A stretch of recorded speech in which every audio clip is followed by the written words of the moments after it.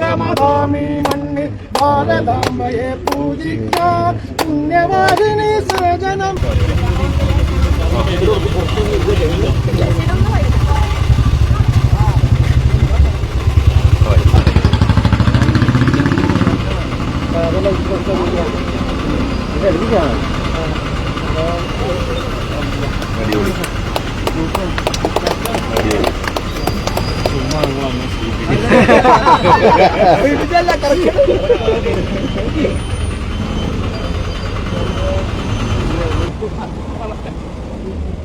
ഞാൻ ഈ പണിക്ക് പോകുന്നതാണോ നല്ലത്?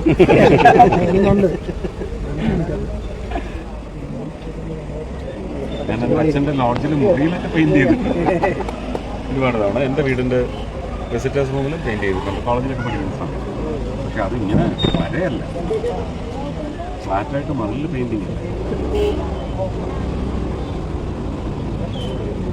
ഇത് പകുതിയും ബ്രഷാണ് ആ പണി ചെയ്യുന്നത്, ഞാനല്ല.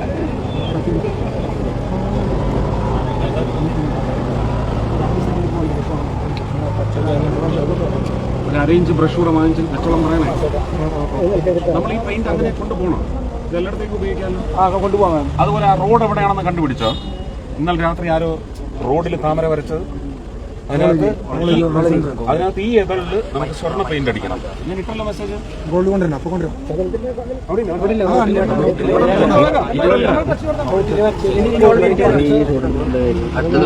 വീഡിയോ രാത്രിത്തെ ഞാൻ ഇട്ടല്ലോ ജസ്റ്റിൻ. കിഴക്കും പാട്ടിയാട്ടാ അത് ഇട്ടത് ആരങ്ങൾക്ക് വലിയ പരിപാടി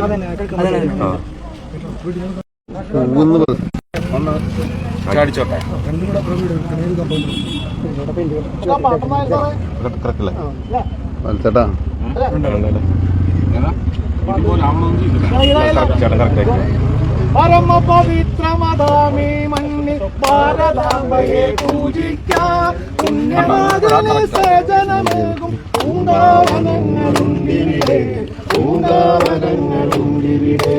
പരമ പവിത്രമതാമീ മണ്ണിൽ ഭാരതാംബയെ പൂജിക്കാം.